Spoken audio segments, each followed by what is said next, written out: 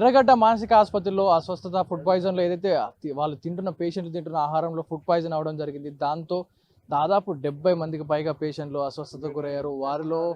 వారిలో ఒకరు మృతి చెందినట్టుగా తెలుస్తూ ఉంది. ఎందుకంటే ఈ ఫుడ్ పాయిజన్ ఎందుకు జరిగింది అనే దానిపై జిల్లా కలెక్టర్తో పాటు ఉన్నతాధికారులు కూడా వచ్చి లోపల ఫుడ్ని కూడా లోపలికి వెళ్ళి ఆ శాంపిల్స్ సేకరించడం జరిగింది. అందులో సమీక్షించడం జరిగింది. లోపలికి వెళ్ళి ఎందుకు ఇలా జరిగింది, దీని కారణాలు ఏంటి అనేది కూడా తెలుసుకుంటున్నారు, దర్యాప్తు చేపడతా ఉన్నారు.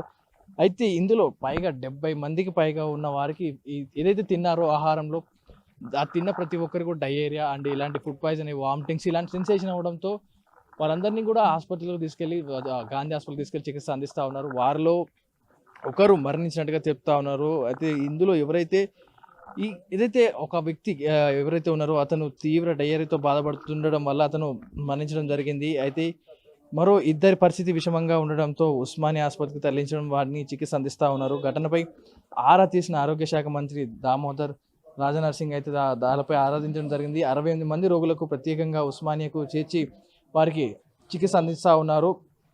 ఆసుపత్రిని సందర్శించారు హైదరాబాద్ కలెక్టర్ అయితే అనుదీప్ దుజ్జెట్. అయితే ఏదైతే ఇప్పుడు లోపలికి వెళ్ళి లోపల మొత్తం ఇన్స్పెక్షన్ చేయడం జరిగింది.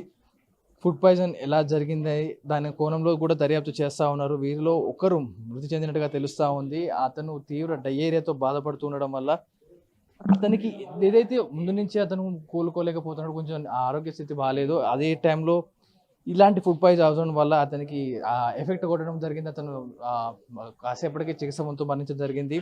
70 మంది రోగులకు వాంతులు, డయేరియా వంటి లక్షణాలు కనిపించాయి. తీవ్ర అస్వస్థతో కరణ్ అనే పేషెంట్ చనిపోయినట్టుగా చెప్తా ఉన్నారు బాధితులు. అయితే మిగతా 68 మందికి పరిస్థితి అయితే కొంచెం క్రిటికల్గానే ఉంది. అయితే లోపలికి వెళ్ళి కలెక్టర్, ఉన్నతాధికారులు, ఆరోగ్య శాఖ మంత్రి ప్రతి ఒక్కరు కూడా లోపలికి వెళ్ళి అయితే ఫుడ్ను కూడా ఇన్స్పెక్ట్ చేయడం జరిగింది. ప్రస్తుతం లోపలికి వెళ్ళారు. మీడియాతో మాత్రం ఎటువంటి మాట్లాడలేదు కలెక్టర్, కానీ ఎలాంటి సమాచారం అందించకుండానే ఇక్కడి నుంచి వెళ్ళిపోవడం జరిగింది. దాదాపు ప్రతి మీడియా కూడా ఇక్కడ వరకు దాదాపు ఇప్పుడు చూసుకోవచ్చు 10:30 అవుతా ఉంది. ఈ టైం వరకు కూడా ఏం చెప్తారు, ఘటన గల కారణాలు ఏంటి, ఎందుకు ఇలా జరిగింది, ముందు తర్వాత ఏ చర్యలు తీసుకుంటారు అనే దాని గురించి ఆరా చేయడానికి మీడియా ఇక్కడ వేచి చూసింది. కానీ కలెక్టర్ కానీ, ఉన్నతాధికారులు కానీ, ఆరోగ్య శాఖ మంత్రులు కానీ, ఎవరైతే అధికారులు లోపలికి వచ్చి ఇన్స్పెక్ట్ చేశారు, ఇన్ని గంటల తరబడి లోపల ఇన్స్పెక్షన్ చేశారు, వాటర్ని చెక్ చేశారు, లోపలికి వెళ్ళి వాటర్ శాంపిల్ తీసుకున్నారు, ఫుడ్ శాంపిల్ తీసుకున్నారు, ప్రతి ఒక్కరు తీసుకున్నారు. కానీ మీడియా ముఖంగా ఏది ఇంకా స్పష్టం చేయలేదు. ఎందుకంటారు లోపల ఏం జరుగుతుంది, ఎందుకు ఈ కారణాలు అంటారు, ఇంకా ఎందుకని డీటెయిల్స్ బయటపెట్టడం లేదు. అంటే దీని వెనకాల ఇంకేమైనా జరిగిందా, లేకపోతే లోపల నిజంగా ఫుడ్ పాయిజన్తో పాటు ఇంకేమైనా జరిగిందా, లేకపోతే ఇంకేమైనా దారుణాలు ఏమైనా కెమికల్స్ అందులో ఏమైనా కలిసాయా అనేది అని కూడా ఆలోచిస్తున్నారు. ఎందుకని మీడియా ముఖంగా మాట్లాడలేదు, ఎందుకని అంటే భిన్నమైన ప్రశ్నలు తలెత్తా ఉన్నాయి. ఎందుకని వీళ్ళు సమాధానం చెప్పకుండానే ఆసుపత్రి నుంచి వెళ్ళారు, ఎందుకని ఇంత పెద్ద జరుగుతుంటే గోప్యంగా ఉంచడానికి గల కారణం ఏంటి? దేశం మొత్తం చూస్తూ ఉంది, రాష్ట్రం మొత్తం చూస్తున్నారు.